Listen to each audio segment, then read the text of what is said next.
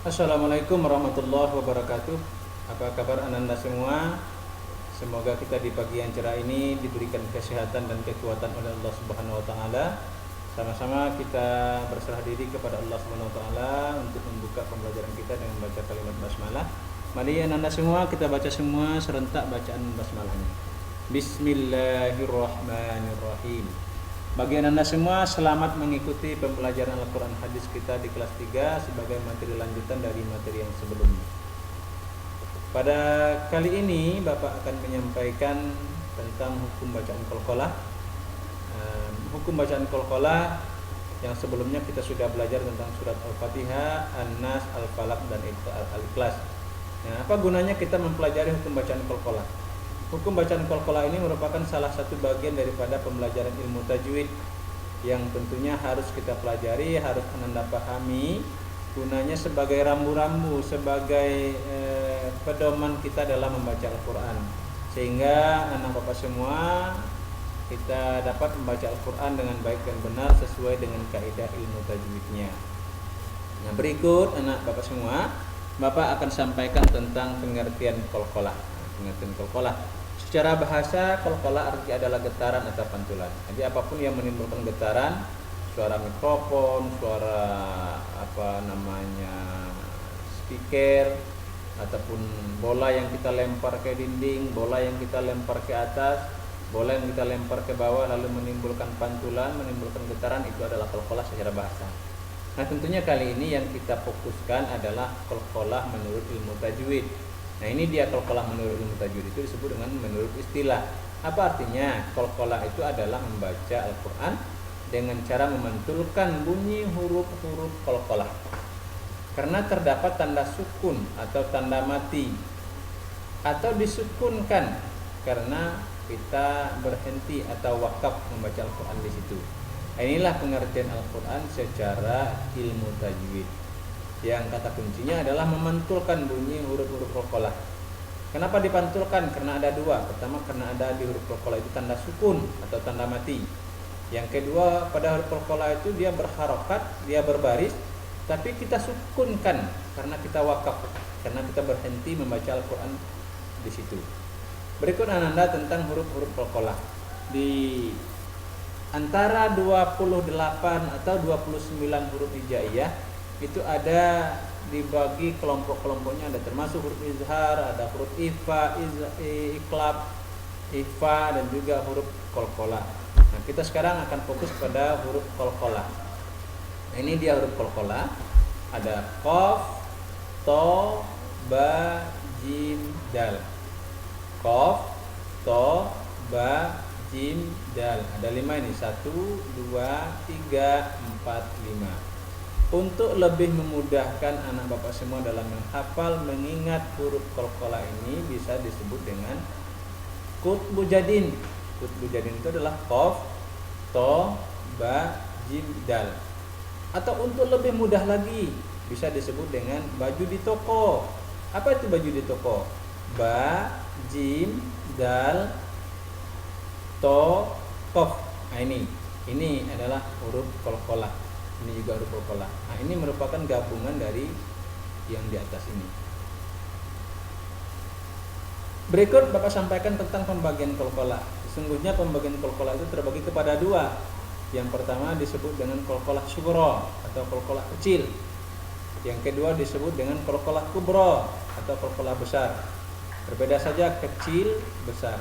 Sughra artinya kecil, kubra artinya besar. Artinya sughra, qalqalah sughra itu pantulannya, getarannya sedikit atau kecil saja. Kalau dia qalqalah kubra, pantulannya atau getarannya besar, karena memang dia qalqalah kubra. Inilah pembagian dari qalqalah itu sendiri, sekaligus merupakan perbedaan antara qalqalah sughra dan qalqalah kubra. Paham Anda semua dengan materi yang disampaikan? Mudah-mudahan tentunya Bapak berharap Anda dapat paham seluruh apa yang Bapak sampaikan ini. Berikut tentang penjelasan qalqalah sughra itu. Qalqalah sughra atau qalqalah kecil artinya adalah memantulkan bunyi salah satu huruf qalqalah. Karena huruf qalqalahnya berharakat sukun atau mati, dan huruf qalqalahnya tersebut terletak di tengah kalimat. Nah, inilah yang disebut dengan qalqalah sughra. Artinya apa? Kita memantulkan bunyi. Bunyi apa yang kita pantulkan? Bunyi huruf qalqalah. Mana huruf qalqalah? Seperti yang Bapak sampaikan di atas tadi. Qaf, ta, ba, jim, dal. Nah, itulah yang kita pantulkan apabila kita bertemu dengan huruf itu di dalam Al-Quran. Lalu kenapa kita pantulkan? Mengapa kita getarkan huruf itu ketika kita membacanya? Karena huruf qalqalah itu berharakat sukun atau mati. Jadi harakat sukunnya itu asli.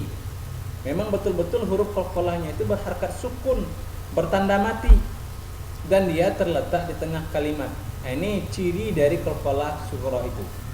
Ada dua. Pertama, dia berharakat sukun asli. Yang kedua, berada di tengah kalimat. Nanti akan dijelaskan melalui contoh-contoh. Nah, ini dia. Maksudnya ini huruf qalqalah ada 5, qaf, ta, ba, jim, dal. Ini qaf berharakat sukun. Nah, ini harakat sukun yang asli tadi.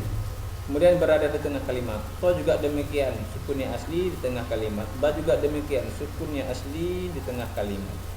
Jim juga begitu, sukunnya asli di tengah kalimat. Dal juga demikian, sukunnya asli di tengah kalimat. Bagaimana cara membacanya?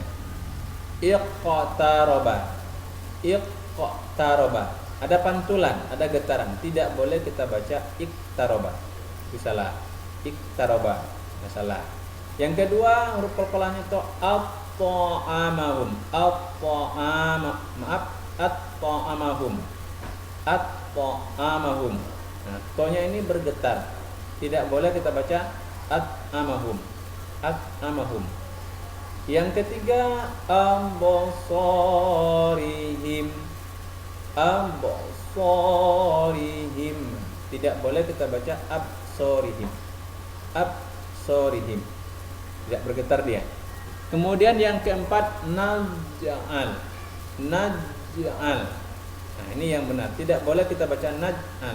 Naj'al. Naj'al. Tidak boleh. Kemudian yang kelima, adbarahum. Adbarahum. Tidak boleh dibaca adbarahum. Adbarahum. Oke, Nanda semua, mudah-mudahan lebih jelas lagi. Dengan contoh-contoh ini lebih menggiring Ananda kepada pemahaman yang lebih bagus, yang lebih mantap. Kita lanjutkan. Nah, ini contoh penerapan hukum bacaan qalqalah itu dalam surat Al-Quran. Ini terdapat dalam surat Al-Qadar. Inna anzalnahu fi lailatul qadr. Nah, ini Al-Qadri. Wa ma adraka ma lailatul qadr. Ini ada dua. Adraka, Al-Qadri. Lailatul qadri khairum min alfi syahr. Ini ayat Al-Qadri juga. Ayat keempat tidak ada. Ayat kelima, salamun hiya hatta matla'il fajr. Ini ada dua sebenarnya ini. Lupa Bapak kasih tanda merah, warna merah. Matlai. Yang kedua al-fajri. Ini qalqalah sughra. Oke, Nanda semua, lebih menggiring lagi Ananda kepada pemahaman yang lebih bagus tentang qalqalah sughra. Nah, kita lanjut dengan qalqalah kubra. Apa sih arti qalqalah kubra? Qalqalah kubra adalah memantulkan bunyi salah satu huruf qalqalah, sama dengan qalqalah sughra. Karena prinsipnya, pengertiannya, qalqalah itu memantulkan bunyi huruf qalqalah. Qalqalah sughra, qalqalah kubra sama, memantulkan bunyi salah satu huruf qalqalah. Karena wakaf atau karena berhenti, dan huruf qalqalahnya terletak di akhir kalimat. Nah, inilah perbedaan sughra dan kubra. Kalau sughra, huruf qalqalahnya itu berharakat sukun asli. Tapi qalqalah kubra, huruf qalqalahnya qaf, ta, ba, jim, dal itu berharakat hidup, dia berbaris. tapi dia kita sukunkan karena kita wakaf, karena kita berhenti membaca Al-Quran di situ. Dan huruf qalqalahnya itu terletak di akhir kalimat. Nah, ini perbedaannya, ada dua perbedaan dengan qalqalah surah. Nah, ini contoh qalqalah kubra. Huruf qalqalahnya sama, qaf, to, ba, jim, dal. Kita lihat semua huruf qalqalah. Qaf di akhir kalimat, dia berbaris kasrah. To berada di akhir kalimat, dia berbaris dhammah tain. Kemudian ba huruf qalqalah dia di akhir kalimat berbaris fathah. Jim dia di akhir kalimat berbaris kasrah. Kemudian dal di akhir kalimat dia berbaris fathah. Nanti qaf itu, to, ba, jim dan dal ketika kita membacanya dia berharakat sukun. Karena kita sukunkan, kenapa? Karena kita berhenti di sini. Contoh al-falaq, al-falaq. Nah, itu ada getaran. Tidak boleh kita baca al-falaq. Al-falaq tidak boleh. Yang kedua, muhit. Muhit. Tidak boleh kita baca muhit. Muhit. Tidak boleh. Idza waqab. Idza waqab. Tidak boleh kita baca idza waqab. Tidak boleh. Al-buruj. Al-buruj. Tidak boleh kita baca al-buruj. Al-buruj. Tidak boleh. Terakhir, idza hasad. Idza hasad. Tidak boleh kita baca tidak dipantulkan. Idza hasad. Idza hasad itu tidak dipantulkan.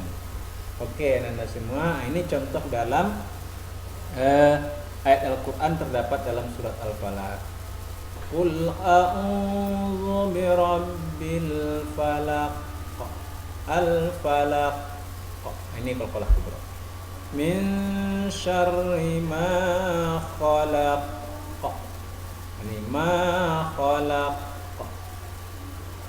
Wa min syarri ghasikin idza waqab. Ini waqab. Pada ayat ketiga fil uqad. Fil uqad. Pada ayat kelima idza hasad. Ini contoh dalam penerapan Al-Quran supaya Ananda lebih mudah memahami, menemukan mana yang hukum bacaan qalqalah pada surat-surat yang lain dalam Al-Quran atau pada ayat-ayat yang lain dalam Al-Quran. Baik Ananda semua, anak-anak bapak semua, demikianlah pembelajaran kita pada pagi hari ini. Semoga apa yang Bapak sampaikan ini dapat Ananda pahami, dapat Ananda mengerti, dapat membantu Ananda dalam membaca Al-Quran ke arah yang lebih baik. Kita tutup pembelajaran kita hari ini dengan membacakan kalimat hamdalah. Alhamdulillahirabbil alamin. Terima kasih, sampai jumpa. Fastabiqul khairat. Billahi taufiq wal hidayah. Wassalamualaikum warahmatullahi wabarakatuh.